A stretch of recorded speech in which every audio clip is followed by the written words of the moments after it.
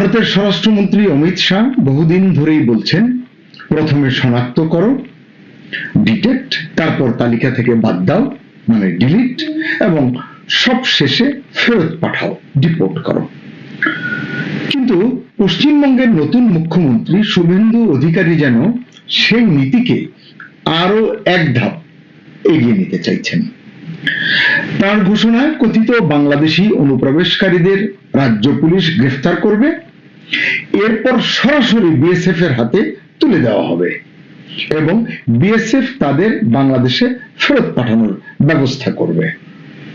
প্রশ্ন হচ্ছে, এটা কি আইনি প্রক্রিয়ার কোনো অংশ, নাকি আদালত ও বিচারিক ধাপ এড়িয়ে শর্টকাট পথে, সংক্ষিপ্ত পথে সমস্যার সমাধান করার চেষ্টা করছেন শুভেন্দু অধিকারী? ঠিক এমন সময়ই কেন ভারত ঘোষণা করতে যাচ্ছে স্মার্ট বর্ডার প্রকল্প? কি আছে এই স্মার্ট বর্ডার প্রকল্পে? এটা কি যে পরিস্থিতি এখানে তৈরি হয়েছে বা হচ্ছে বা হতে পারে সেই পরিস্থিতি নিয়ন্ত্রণে আনবে বা আনতে পারবে, নাকি আগুনে আরো বেশি পরিমাণে ঘি ঢালবে? আজকের ভিডিওতে সেই প্রশ্নগুলোরই আমরা উত্তর খুঁজব।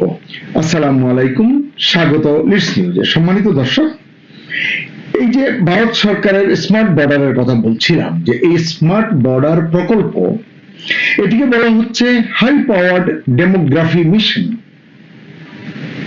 খুব শিগগিরই এটি ঘোষণা করতে যাচ্ছে নরেন্দ্র মোদী সরকার। বলা হচ্ছে এই মিশন বিএসএফ এর কাজের পরিধি এবং শক্তি আরো বহুগুণে বাড়িয়ে দেবে। স্বরাষ্ট্রমন্ত্রী অমিত শাহর ভাষায় এই প্রকল্পের আওতায় আগামী 1 বছরের মধ্যে বাংলাদেশ ও পাকিস্তান সীমান্তে অত্যাধুনিক প্রযুক্তি নির্ভর নিরাপত্তা বলয় গড়ে তোলা হবে। কি কি থাকবে এই নিরাপত্তা বলয়ে?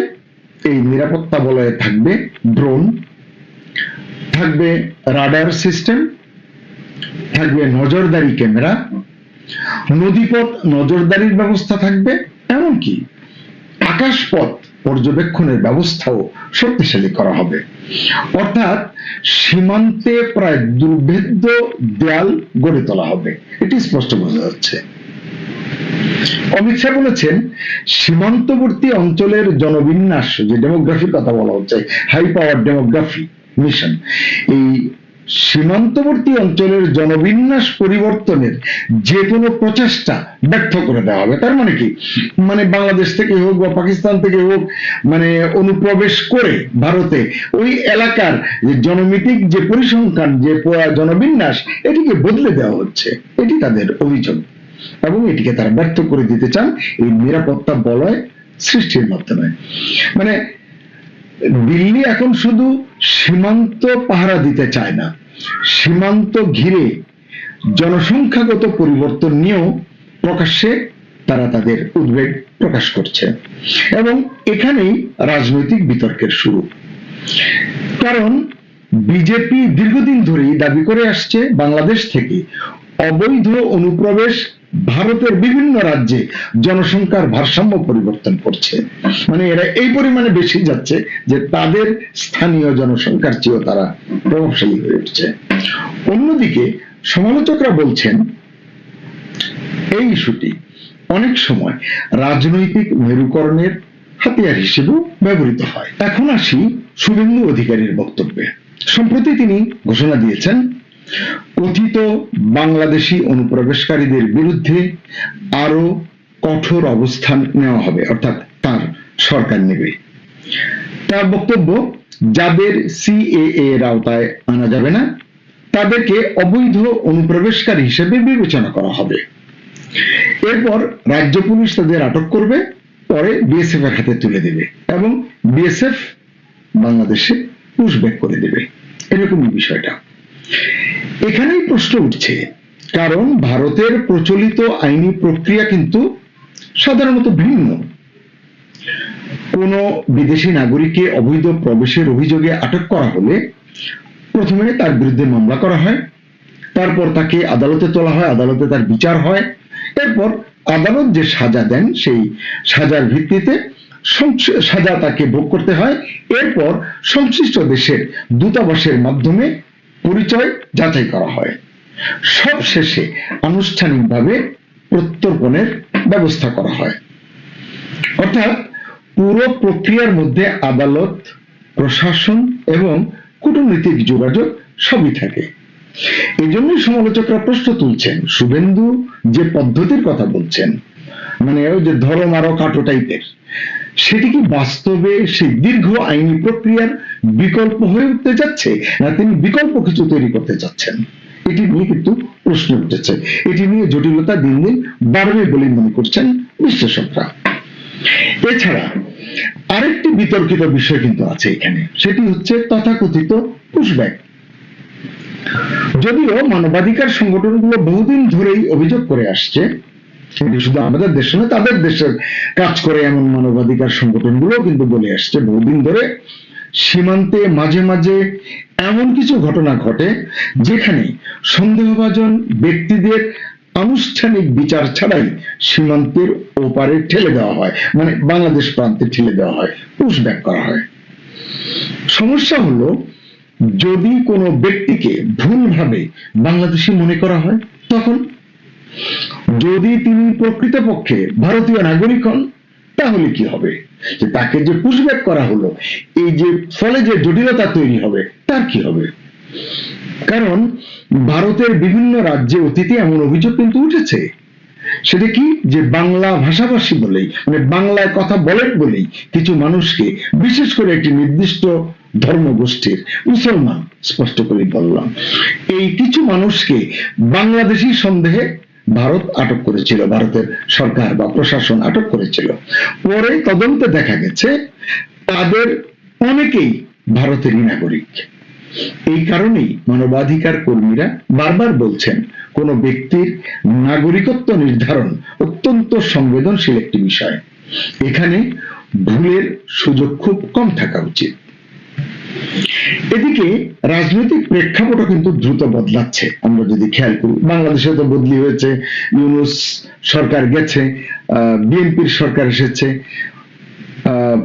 পশ্চিমবঙ্গে মমতা মুখার্জির তৃণমূল সরকার গেছে, শুভেন্দু অধিকারীর নেতৃত্বে বিজেপি সরকার এসেছে। এই যে পশ্চিমবঙ্গে সরকার পরিবর্তনের পর সীমান্ত এলাকায় আমরা কি দেখছি, কাঁটাতারের কাজ নতুন গতি পেয়েছে। যেসব এলাকায় দীর্ঘদিন জমি সংক্রান্ত জটিলতা ছিল, তারও ত্বরিত সমাধান হচ্ছে। বিএসএফ ও সীমান্ত অবকাঠামো শক্তিশালী করার কাজ শুরু করেছে। অন্যদিকে আমরা দেখলাম গণমাধ্যমে ভারতীয় সেনা প্রধান উপেন্দ্র দ্বিবেদীর সঙ্গে বৈঠক করেছেন বাংলাদেশে নবনিযুক্ত ভারতীয় হাই কমিশনার হিসেবে যিনি মনোনীত হয়েছেন, সেই মনোনীত প্রতিনিধি সাবেক মন্ত্রী ভারতের এবং প্রবীণ রাজনীতিক দীনেশ ত্রিবেদী, তার সঙ্গে সেনাপ্রধান, ভারতীয় সেনাপ্রধানের একটি বৈঠক হয়েছে। মানে এটি আসলে এক ধরনের নতুন বলেই মনে হচ্ছে, কারণ এর আগে এমনটি শোনা যায়নি।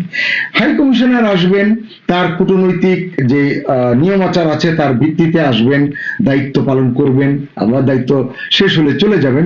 কিন্তু এবারই দেখা গেল যে সীমান্তে এইরকম উত্তেজনা, সীমান্ত নিয়ে যে সমস্ত কথা কেন্দ্রে এবং পশ্চিমবঙ্গ রাজ্য সরকারের মুখে শোনা যাচ্ছে, তারই যেন কিছুটা ছিটে ফোটা আঁচ পাওয়া গেল এই বৈঠকের মধ্য দিয়ে। মানে বলা হচ্ছে যে এই বৈঠকটি এমনি হয়নি, সেনা প্রধানের কাছ থেকে প্রয়োজনীয় ব্রিফিং এবং প্রয়োজনীয় সমর্থন সহায়তার আশ্বাস নিয়ে দীনেশ ত্রিবেদী হয়তো বাংলাদেশে আসতে চলেছেন।